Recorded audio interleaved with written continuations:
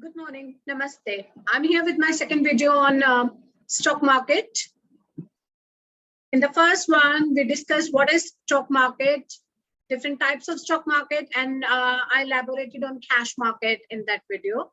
Today, I will be talking more about the derivatives market. Now, the derivative market is where we can trade in futures and options. Futures and options are derivatives that derive their value from underlying assets. To understand these concepts, we first need to know about expiry. In the market, expiry signals the end of a contract or an asset. The expiry date refers to the last date of the contract after which the contract would not hold valid. There are three types of contracts in derivative market: expiry in 1 month, expiry in 2 months, expiry in 3 months. Generally, the contracts expire on the last trading Thursday of the given month. Now let's talk about futures. These are the values of the shares that might exist on the expiry of the contract. These are the values of the shares that might exist on the expiry of the contract. If the future value of the share is higher than the share price in the cash market, this is called the future is being traded at premium.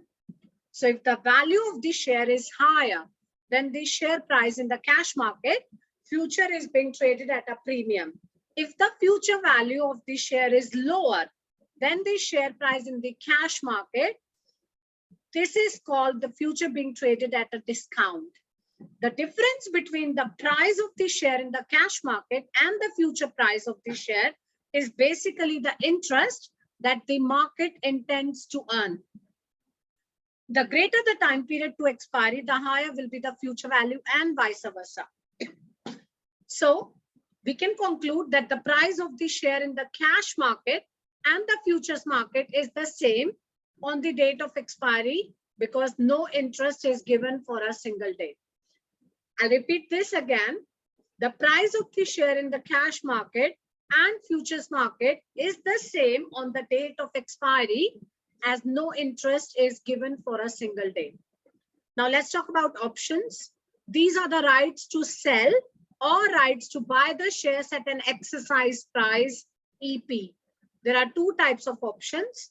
The first one is call option, which is the right to buy the shares at an exercise price, and put option, the right to sell the shares at the exercise price.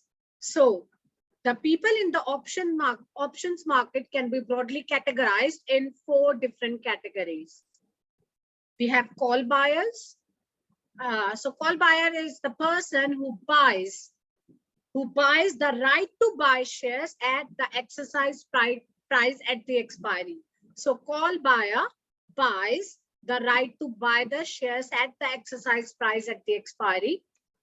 Then we have call seller, who is the person who sells the right to buy shares, at the exercise price at the expiry. And this person obviously is stock exchange. Then we have put buyer, the person who buys the right to sell shares at the exercise price at the expiry. So put buyer buys the right to sell shares at the exercise price at the expiry. Then we have put seller, which is again the stock exchange, who sells the right to sell shares at the exercise price at the expiry. So put seller sells the right to sell shares at the exercise price. So if you think about call buyer is buying the rights to buy the shares. Call seller is selling the right to buy the shares. Put buyer buys the right to sell shares, and put seller sells the right to sell shares. So if you have understood these 4 terms, now you know that you can either become a call buyer or a put buyer. That's all for today. It will become very difficult if I try to explain everything in one video. Thank you very much for watching. Like and share the video. Subscribe to the channel by pressing the bell icon, and do comment your doubts. I will try to take all your doubts. So if you have anything which you did not understand or any other query, please comment your doubts, and I will try my level best to answer your doubts in a timely fashion. Thank you very much. Namaste.